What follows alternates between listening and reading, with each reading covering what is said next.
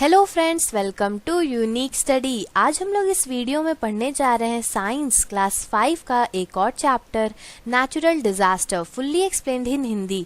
तो चलिए बिना देरी किए शुरू करते हैं। और शुरू करने से पहले अगर आप लोगों ने हमारे चैनल यूनिक स्टडी को सब्सक्राइब नहीं किया है तो तुरंत कर लीजिए, जिससे हमारी अगली वीडियो या फिर कहे कि अगला चैप्टर आप तक सबसे पहले पहुंचेगा। So let's start. Natural disasters. The world around us is beautiful, but there are changes that keep happening in the atmosphere, the Earth's crust and oceans.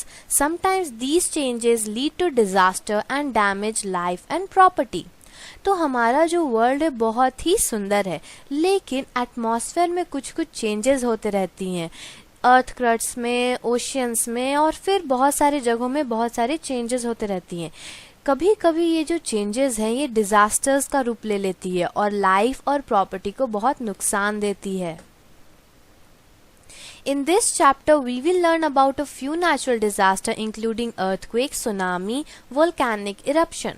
इस चैप्टर में हम लोग कुछ नेचुरल डिजास्टर्स के बारे में बात करेंगे, जैसे कि earthquake, tsunami, volcanic eruptions. So first will we talk about volcano. A volcano is a mountain with an opening on its mouth and is connected to a pool of molten rocks present below the surface of the earth. These molten rocks are called magma.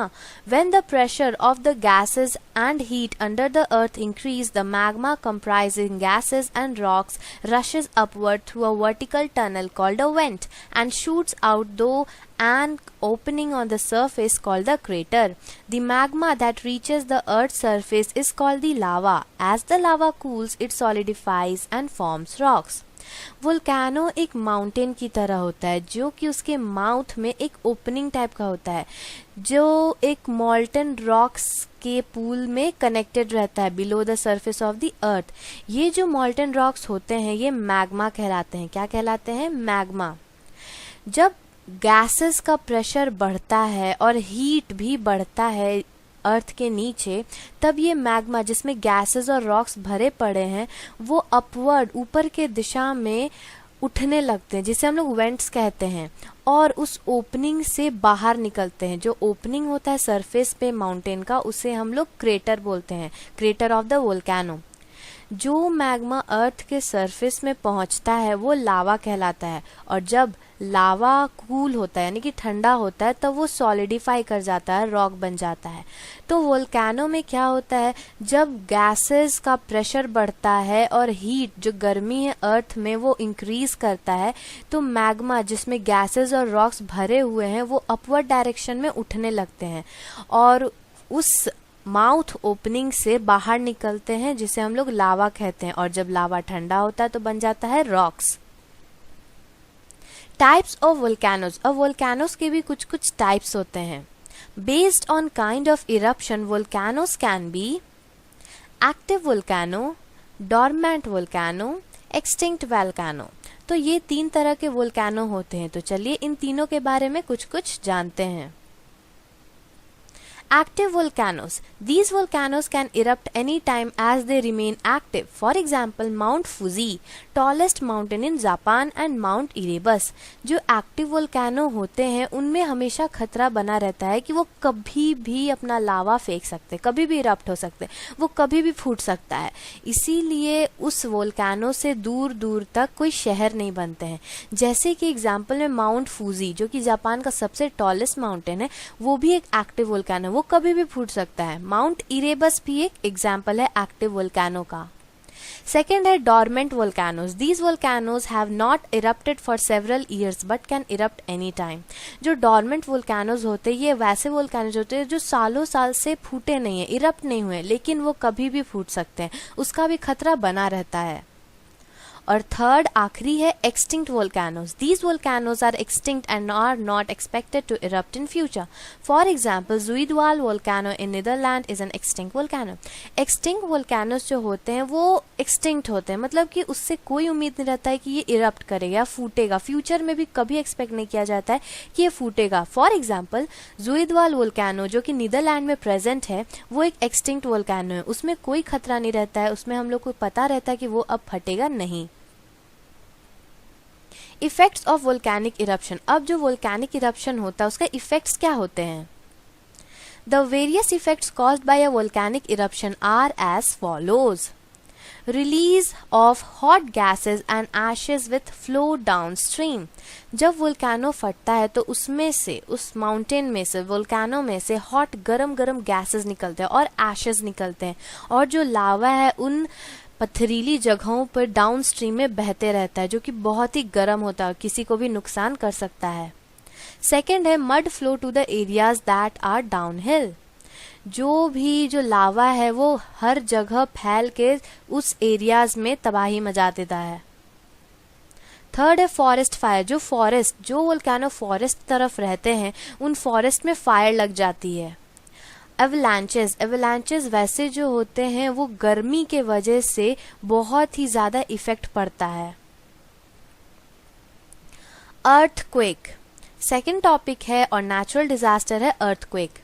An earthquake is defined as the sudden shaking of the surface of the earth due to violent movements or vibration inside the earth. The earth's upper layer, the crust, is made of large and small plates. The layers of the earth under the plates are hot and in a molten state. These layers under the plates are constantly moving. Usually such movements cause the plates to slide smoothly against each other. तो earthquake क्या होता है? earthquake होता है जब अर्थ अचानक से shake करने लगता है, हिलने लगता है। ऐसा क्यों होता है? क्योंकि जो अर्थ के इनसाइड का पार्ट है वहां पे वायलेंट मूवमेंट शुरू हो जाते हैं, वाइब्रेशंस होने लगता है। उन्हीं के वजह से अर्थ का जो सरफेस है उस पर बहुत ज्यादा इफेक्ट पड़ता है और अर्थक्वेक आता है।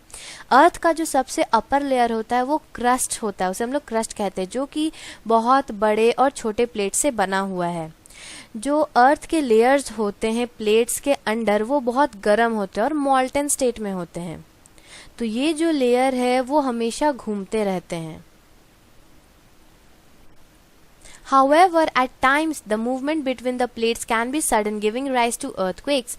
The point under the ground where the disturbance first occurs is called the focus. Weaker earthquakes, called aftershocks, often follow a strong earthquake. The point on the earth's surface which lies just above the focus is known as epicenter of the earthquake. जो कि हमेशा movement उनके plates में होते रहता है, वो sudden, अचानक से कभी प्लेट्स टकरा जाए तब वो बहुत बड़े बड़े अर्थक्वेक्स को राइज देता है। जो ग्राउंड के अंदर जो पॉइंट होता है जहाँ पे सबसे पहले डिस्टर्बेंस होता है उसे हम लोग फोकस कहते हैं। जो कमजोर अर्थक्वेक होते हैं, जो कुछ नहीं करते, उन्हें हम लोग आफ्टर शॉक्स भी कहते हैं, जो कि स्ट्रॉन्ग अर्थक्वेक को फॉलो कर रहा होता है। जो पॉइंट फोकस के जस्ट ऊपर होता है उसे हम लोग एपीसेंटर कहते हैं। तो ये हमेशा एग्जाम में पूछे जाते हैं कि एपीसेंटर क्या होता है। तो the point on the earth surface which lies just above the focus is known as epicentre of the earthquake. Measuring an earthquake. अब हम लोग अर्थक्वेक को मेजर कैसे कर सकते हैं? A seismograph is used to detect the strength of the waves generated by an earthquake. The pattern that is obtained by a seismograph is known as seismogram. The intensity of an earthquake is measured by using the Richter scale. An earthquake measuring 3 in the Richter scale is not even felt. An earthquake measuring 4 to 5 is felt as tremors, while an earthquake measuring 7 and above has the capacity to destroy an entire city. तो जो earthquake उसको major हम लोग seismograph से करते हैं। Seismograph क्या होता है? सिस्मोग्राफ वो डिवाइस होता है जो कि वेव्स, जो कि अर्थक्वेक की वजह से जो वेव्स होते हैं उनके स्ट्रेंथ को डिटेक्ट करता है। जो भी पैटर्न उसमें उस ग्राफ में दिखाई देता है वो सिस्मोग्राफ में बताता है कि कितना स्ट्रॉन्ग है अर्थक्वेक, और ये चीज को हम लोग सिस्मोग्राम कहते हैं। जो पैटर्न सिस्मोग्राफ पे बनता है उसे हम लोग सिस्मोग्राम कहते हैं। अर्थक्वेक का जो इंटेंसिटी होता है कि वो कितना खराबी कर सकता है इस अर्थ को, इस सिटी को जहाँ पे आया अर्थक्वेक, वो रिक्टर स्केल से नापा जाता है। अगर रिक्टर स्केल में 3 है मेजरर तो वो अर्थक्वेक फेल्ट नहीं किया जाता, और अगर उस रिक्टर स्केल में 4 to 5 है तो वो हल्का हल्का फेल्ट होता है, जो कि हम लोग को आम दिनों में लगता है। और अगर अर्थक्वेक रिक्टर स्केल में 7 और उससे ज्यादा होता है तब वो इतना कैपेसिटी रखता है कि वो पूरे एंटायर सिटी को डिस्ट्रॉय कर सकता है। Effects of an earthquake. Earthquake के इफेक्ट्स क्या होते हैं? Collapsing of buildings and trees resulting in people getting injured or dying. जो भी बिल्डिंग्स और ट्रीज होते हैं वो आपस में गिरने लगते हैं और टूट जाते हैं, जिसके वजह से जो पीपल है वो इंजर्ड यानी कि जख्मी हो जाते हैं और कुछ कुछ तो मर जाते हैं। कॉजिंग लैंडस्लाइड्स इन हिली रीजन। लैंडस्लाइड्स वो होता है जो हिली रीजन्स में जो लैंड है वो अपने आप नीचे स्लाइड कर जाता है, तो अर्थक्वेक की वजह से लैंडस्लाइडिंग भी होती है। Triggering of tsunamis in oceans and lake. जो ओशन और लेक्स जो शांत से है उन अर्थक्वेक के वजह से वो सुनामी को भी बुलावा दे देता है, ट्रिगर कर देता है। Leading to fire in case of damage to power lines. Earthquake होगा तो ऑब्वियस है कि पावर लाइन्स वो कटेंगे और अगर गिर जाते हैं तब वो डैमेज हो जाता है पावर लाइन और उनके वजह से फायर हो जाता है, जो कि बहुत बहुत बड़े बड़े बिल्डिंग्स फॉरेस्ट को तबाह कर सकता है। Precautions during an earthquake. अब अर्थक्वेक जब आया है तो उससे प्रिकॉशंस लेना चाहिए। क्या क्या? To protect oneself from the effects of earthquakes, one should take the following precautions. Buildings should be engineered in such a way that they are quake safe. जो बिल्डिंग्स हम लोग घर बनाते हैं, ऑफिस बनाते हैं, कुछ भी बनाते हैं तो वो इतनी अच्छी तरह से बना हुआ होना चाहिए कि वो अर्थक्वेक से सेफ हो, कि अगर अर्थक्वेक आता भी है तो वो बिल्डिंग सेफ है। One should not use escalators and lift. जब अर्थक्वेक आ रहा हो तो भागने के चक्कर में हमें एस्केलेटर और लिफ्ट यूज नहीं करना चाहिए। If getting out of the room or building is not possible, then hide under the table. अगर आप रूम या बिल्डिंग से बाहर नहीं निकल पाते हैं तो एक टेबल के नीचे अपने आप को छिपा लीजिए, कस के टेबल को पकड़ के वहीं नीचे बैठे रहिए। नेक्स्ट डिजास्टर है tsunami. At tsunami is said to occur when a huge volume of water is displaced in the ocean, generating large waves. The displacement may be caused by an underwater earthquake, volcanic eruption or an explosion. जो tsunami होता है वो क्या कहलाता है? जो भी बहुत ज़्यादा मात्रा में पानी जो है वो ओशियन से हट के पूरी सिटी में फैल जाता है, बहुत बड़े बड़े लार्ज वेव्स जनरेट करता है, उसी डिजास्टर को हम लोग सुनामी कहते हैं। ये सुनामी होता कैसे है? अगर पानी के अंडर अर्थक्वेक अगर आ गया है तो उसके वजह से भी सुनामी होता है, कि अभी हम लोग अर्थक्वेक में पढ़ा कि अर्थक्वेक के आने के वजह से सुनामी भी ट्रिगर करता है। अगर कोई वोल्केनिक इरप्शन होता है या एक्सप्लोजन होता है उनके वजह से भी सुनामी आती है। Small waves generate at the point in water and move towards the shore. They swell up into gigantic waves. Greater damage is caused by the high-speed waves and debris of tsunami. जब जो पानी है shores की तरफ आगे बढ़ता है तब वो जो वेव्स होते हैं वो छोटे वेव्स होते हैं, उनके बाद वो अपना जिजांटिक रूप ले लेते हैं और पूरे सिटी में फैल जाते हैं। इसके वजह से जो हाई स्पीड वेव्स है वो बहुत ज़्यादा डैमेज करता है। तो सुनामी क्या होता है? जब बहुत ज़्यादा मात्रा में पानी ओशन से डिस्प्लेस होके बड़े बड़े लार्ज वेव्स की तरह आगे निकल जाते, पूरे सिटी में फैल जाते हैं, उसे हम लोग सुनामी कहते हैं। Effects of tsunami. अब सुनामी आया है तो कुछ इफेक्ट्स होगा ही, तो इफेक्ट्स क्या होंगे? It submerges the low lying coastal areas. जो छोटे छोटे शहर, छोटे छोटे एरिया होते, कोस्टल एरिया होते, उसमें जो सुनामी आता है पानी के वजह से वो सब सबमर्ज हो जाते हैं, मिल जाते हैं, उसके बाद वो पूरा डैमेज हो जाता है। High speed gigantic water waves and debris destroy trees, buildings and bridges completely. जो इतने हाई स्पीड में जो सबसे बड़ा वाटर वेव आ रहा है, जिजेंटिक वाटर वेव आ रहा है, वो ट्रीज को डिस्ट्रॉय कर देते हैं, बड़े बड़े बिल्डिंग्स, ब्रिजेस सबको तबाह कर देते हैं, पूरे तरह से खत्म कर देते हैं। Safety measures of tsunami. अब सुनामी से बचने के लिए क्या सेफ्टी मेजर्स लेना चाहिए? It is difficult to escape a tsunami. People should follow the warnings and instructions telecast by authorities. The electricity supply of the region is cut off. In 2004, India witnessed huge loss of life and property due to a tsunami on its southern coast. Japan suffered the same calamity in 2011. Thousands of people lost their lives and thousands more went missing in these disasters. Tsunami में बचना बहुत ही मुश्किल है। People जो इंसान है उन्हें warnings और इंस्ट्रक्शन जो कि अथॉरिटीज़ के द्वारा टेलीकास्ट किए जाते हैं उसे फॉलो करना चाहिए। जिस रीजन में सुनामी बहुत ज़्यादा आया रहता है वहाँ का इलेक्ट्रिसिटी सप्लाई बंद कर दिया जाता है। 2004 में सदर्न कोस्ट में एक बहुत बड़ा सुनामी आया था जिसके वजह से लाइफ और प्रॉपर्टी में बहुत बड़ा और बहुत ह्यूज लॉस पड़ा था ड्यू टू अ सुनामी। बहुत हज़ारों से हज़ारों आदमी का जो लाइफ है वो पूरा डिस्ट्रॉय हो गया था। जापान में भी कुछ ऐसा ही सिचुएशन था। 2011 में बहुत हज़ारों करोड़ों आदमी लोग के लाइफ्स खत्म हो गए, वो लोग मर गए और बहुत लोग तो मिसिंग भी पाए गए इन डिजास्टर्स में। नेक्स्ट हैवी डिजास्टर है cyclone. When strong winds blow causing a huge revolving storm, they are called cyclone। जब भी बहुत ही strong winds चलता है, वो भी ह्यूज रिवॉल्विंग स्टॉर्म, जो गोल गोल घूम के पूरे आंधी में स्ट्रॉन्ग विंड्स चलते हैं, उसे साइक्लोन्स बोलते हैं। Cyclones begin as low pressure system in warm water ocean water. जो साइक्लोन है वो लो प्रेशर में ओशियन वाटर्स में ओरिजिनेट होते हैं। As it achieve wind speed of about 60 kilometre an hour, it is known as tropical depression. और जब वो धीरे धीरे लो प्रेशर में ओशियन वाटर में वो जनरेट हो रहे होते हैं और जब उनका स्पीड 60 किलोमीटर एन आवर हो जाता है, तब उसे हम लोग ट्रॉपिकल डिप्रेशन कहते हैं। ट्रॉपिकल डिप्रेशन जो है वो बाद में ट्रॉपिकल स्टॉर्म बन जाता है। कब? जब उसका स्पीड 100 किलोमीटर एन आवर हो जाता है, जिसके वजह से वो बड़ा सा जो स्ट्रॉन्ग विंड्स है वो साइक्लोन में बदल जाता है। Effects of cyclone. अब साइक्लोन आया है तो कुछ इफेक्ट्स होंगे ही। क्या क्या होंगे?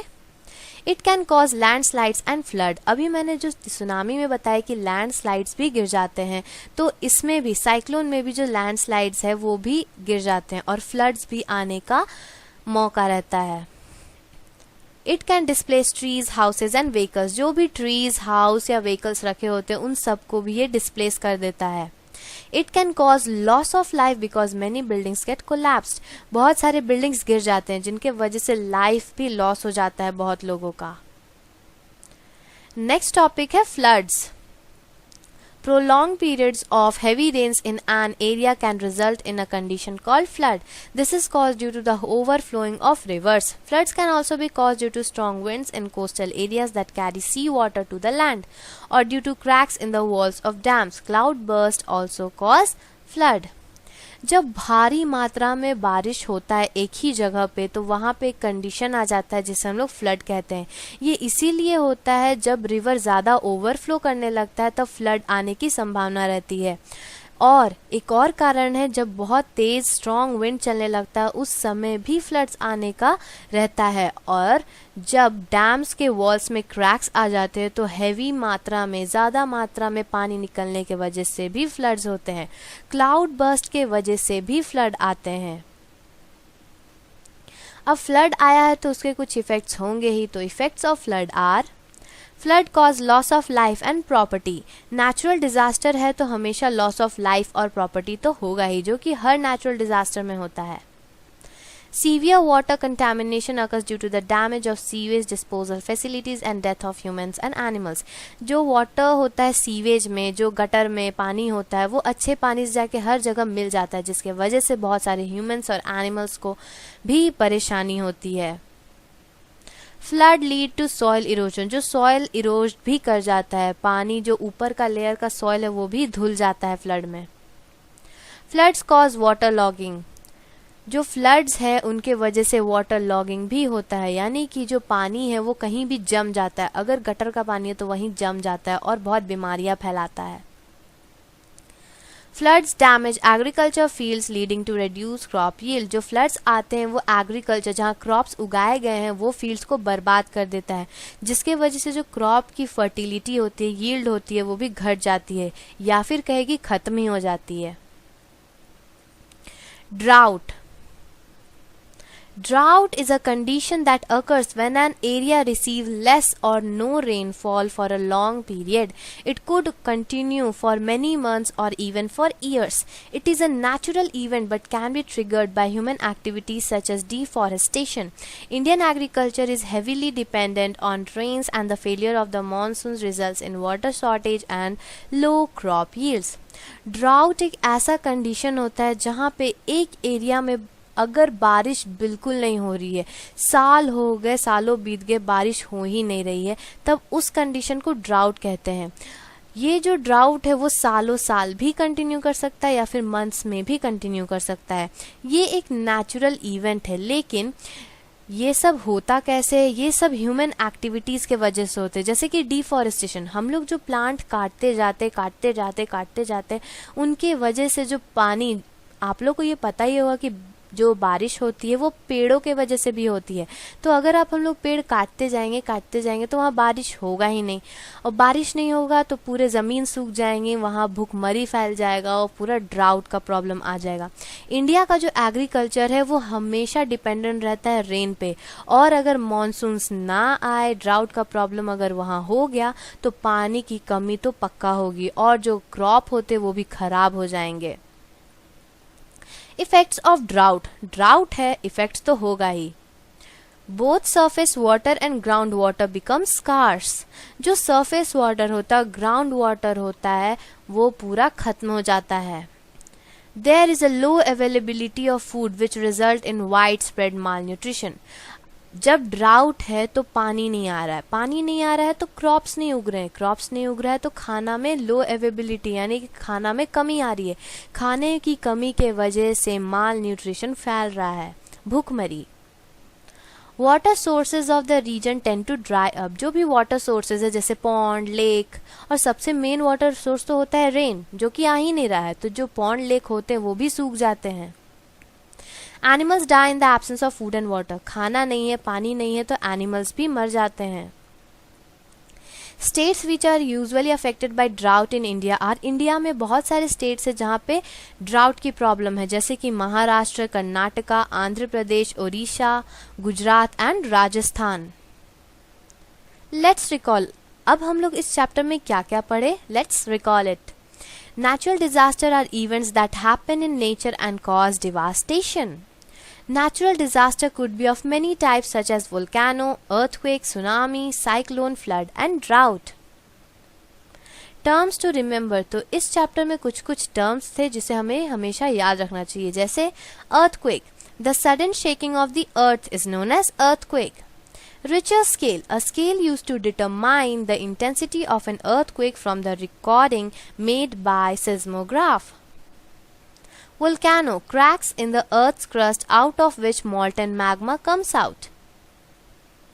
Cloud burst, a sudden heavy fall of rain accompanied by hail and thunder. तो ये थे कुछ टर्म्स जिसे हमेशा हमें याद रखना चाहिए, और हाँ, ये एग्जाम में बहुत बार पूछे जाते हैं कि what is earthquake, what is Richter scale, what is volcano और व्हाट इज क्लाउड बर्स्ट।